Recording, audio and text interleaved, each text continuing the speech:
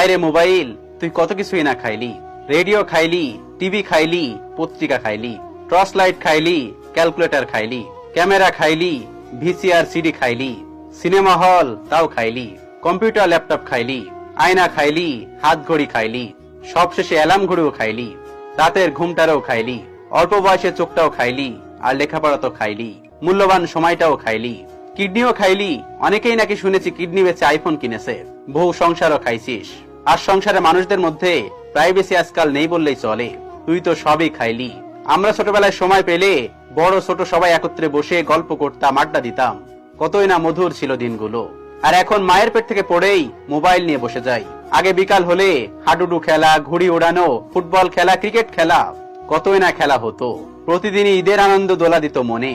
আফসোস, এখনকার পোলাপান মোবাইলটা নিয়ে চোরের মতো কোনায় বসে থাকে।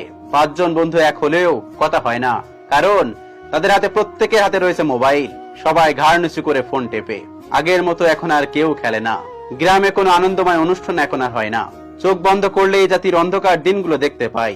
মোবাইল খারাপ কিছু নয়, কিন্তু সবকিছু বাদ দিয়ে মোবাইলের প্রতি চরম আসক্তি, এটা অত্যন্ত ভয়ঙ্কর একটা জিনিস।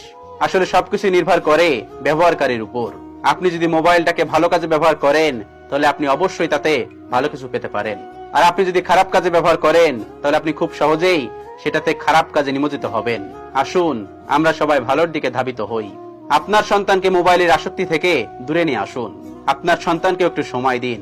ভিডিওটি ভালো লাগলে শেয়ার করে অবশ্যই কাছের মানুষগুলোকে দেখার সুযোগ করে দিবেন। Thanks for watching.